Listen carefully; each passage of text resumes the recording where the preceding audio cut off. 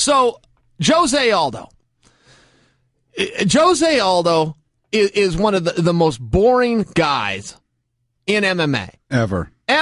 And his skills are unquestionable. And frankly, his fights are pretty fun to watch, too. I don't know what's boring about the guy. I really don't know. That fight with Edgar was amazing. Yeah. Amazing. I think you could point to plenty of his fights and go, wow, that was fun to watch. For some reason, there's something boring about the guy. And the only time something exciting comes about, the only time we can even discuss him on this show, as great as he is when he's tied up in some kind of conflict or controversy with the UFC. So a couple of weeks ago, he asked for his release. He said, I don't care if I have to leave the sport and go pursue something different.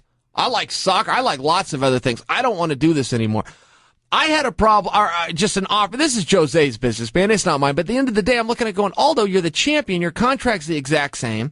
They can't force somebody in there with you. He wants the McGregor fight. Hey, they can't force McGregor to get in there with you. McGregor's can only fight one guy at a time, and he's fighting Eddie in a world title fight. His contract's the same. Yours is the same. There's plenty of guys to fight. I'm looking at just go, man, I don't really get what your gripe is. It's the same thing as when they wanted to make Jose fight Conor or 4 other guys. In fairness, Jose's pulled out of 5 fights in total. It's the same thing where they couldn't. You can't make Jose step in there and fight. You can't make Conor go. You can't make anybody there go and fight him. I feel like he's blaming the wrong people. He's blaming the company. He's twisted that McGregor's got so much run. He's twisted about it. He's all upset about it, but I feel like he's put his energy on he's blaming the company. How is it their fault? He's upset because he's saying, well, I got a call that said I'm fighting Conor McGregor, and now I find out I'm not fighting Conor McGregor, so you guys are liars. It's like, man, that's not a lie. It's just things just change. Your deal is the same deal. You got to go out there. You got to fight in the same rules with the same amount of time, in the same weight class, for the same money, for the same championship, of which he has. He is the interim champion. He's got to go out and defend that. Or Conor gets stripped and he fights for the undisputed title. What I'm saying is nothing changed for Jose, and he's all pissed off. Now, where I'm going with that's recapping. I'm going back 2 weeks, 3 weeks, whenever this came out. It comes out this morning, word out of Brazil, Jose, to fulfill his UFC contract. He's so upset. He said, I will go out and take a dive if that's what I have to do. Oh, my God. I will go out and take a dive. Oh, my God. You're kidding me. No, to fulfill my contract so I can be free. Who let him say that? I don't understand I just don't get it. I don't get where his anger is. I don't how it's How got do you misplaced. license that guy now? Yeah, after he said he'd take a dive, you got a big problem. That's the dumbest thing. That is the dumbest thing I've ever heard. I gamble. I love to gamble. And that guy just said he's going to go take a dive? Boy, the only thing in this world worse than... There's a lot of things worse than it, but fixing in the MMA world, right? There's nothing worse than a dive. In sports, there's nothing worse than a dive. It's the number one offense. Wow. Wow. I had never thought about it in those terms, actually, till you just said that, but you're right. You're right. He needs to explain that. I never thought about it in those terms. Well, if he wants his release, boy, he said something that'll get him cut. I don't know how you put a Band-Aid on that. I like this Band-Aid thing I keep saying. Yeah. Wow, you're making my mind wander because that is interesting. Now that you've said it like that, that is interesting. Well, you didn't see the force? You cannot... No, you cannot come out and say, I'm going to take a dive and then go into a licensed contest. You're right about that. Have you ever heard anybody say they were going to take a dive? Ever? No.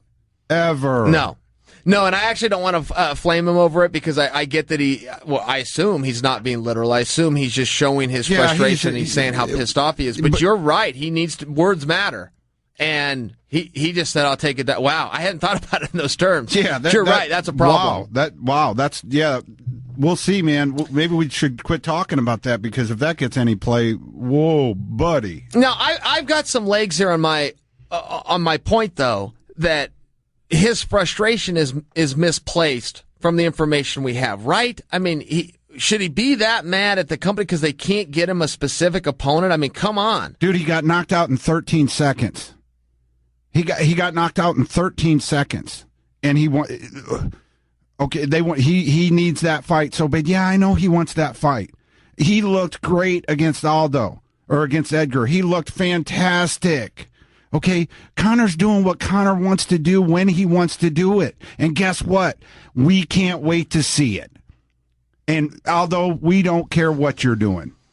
Okay? That's the problem from a leverage standpoint. That's the problem that Aldo has. He does not have this is the a fans business. behind him. Yeah, and the reason you get money is because it's a business. And they don't care. That is true. If the UFC released Aldo today, he doesn't go and get swept up tomorrow by another big promotion. There does not become a bidding war over Jose Aldo. And that's not meant to pile on. That guy is fantastic. Absolutely fantastic. But to your point, it is a business, and this is not the guy coming in with a bunch of leverage. That weight class has never been, it's not a driving, it's just the reality. It's not a driving force weight class. The thing that's interesting about that, his coach, what's his name?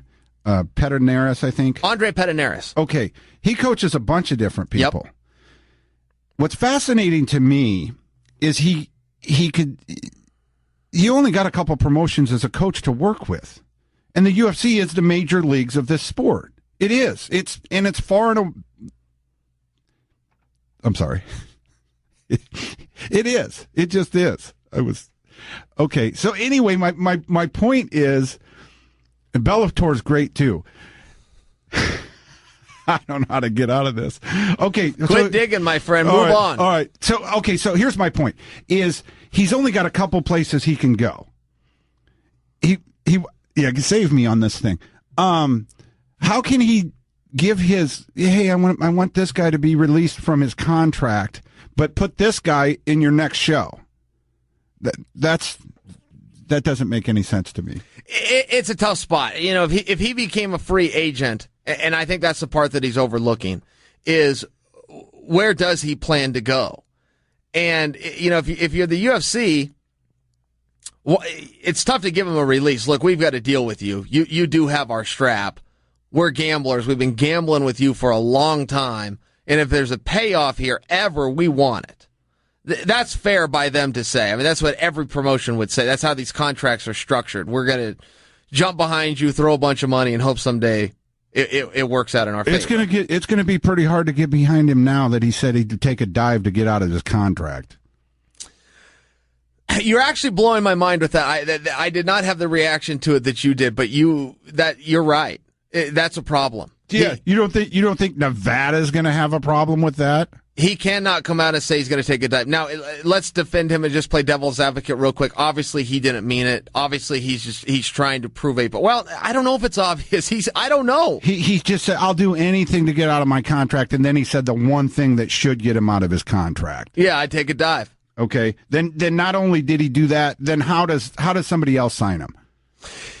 And that's the bigger thing where is it that he thinks he's going to go? I mean, it's not like Bellator's on the chomping at the bit to go, hey, Aldo, where's that contract status? That isn't it. Would they sign him? Sure. Yeah. Would World Series say, yeah, you bet. Would UFC keep him? Yeah. Yeah. All of those things. But that's where it ends. This is not the guy. And I always see him make the argument for himself and go, I was undefeated for 10 years and I'm this, that, man, all those things are true. All those things are true. It's got nothing to do with people tuning in and caring. And the only time we're able to talk about Jose, because he has a pretty dull personality, I don't have any other way to say it. The only time we're able to talk about him and gain some steam is when he's doing something crazy like this. It's the only thing that's interesting. That's crazy. He could have a fight. I've seen him go to press conferences and not say anything, and then say about his opponent, well, he can say anything he wants. We're going to fight on Saturday. Say, yeah, man, all of that's true, Jose, but today's a press conference. Do you know what that means? It means you talk today. Let me use something. Bisping, I love Bisping. Okay, I think he lost that fight, but I love Bisping. But one thing I can't stand about Bisping is he talks a gang of trash before the fight, and then right after the fight, he lets you know it was just to build up the fight. That doesn't make any sense to me. I don't love that either. You know, I had a big problem. Josh Koscheck had done that with St. Pierre, and said, "Well, I've talked about this a few times." And Koscheck been mad at me ever since. But it's like, hey, Josh, I'm right on this one, man. I've known you for 20 years. Come on. The bottom line is you fought George St. Pierre. It was a huge buildup, biggest gate in history. Now they also fought in the biggest auditorium, but to this day it stands as the biggest gate. Did over $11 million, and he then comes out and says, well, I was just trying to sell the fight.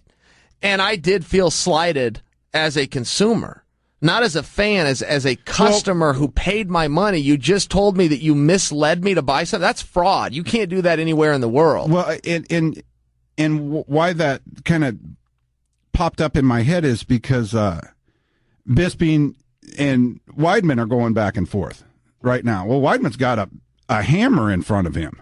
He's got a hammer that he needs to deal with at 205. But, fool me once, fool me twice, I don't care. I'm going to watch all the fights. It's better when there's heat, but I'm still going to watch the fight. No, I got you, but I do feel slighted as a consumer. I mean, you can't come out and say that. Mike Tyson had done that. He fought Lennox Lewis and grabbed the mic and, he'd bid him at a press conference. Well, it's kind of like when dudes are hugging themselves in between rounds.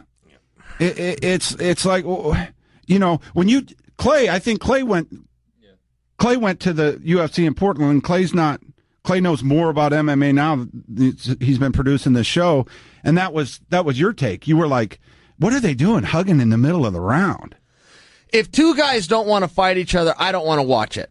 And it doesn't matter where it is, from the playground to the ring. If two guys don't want to fight, then I don't want them to fight.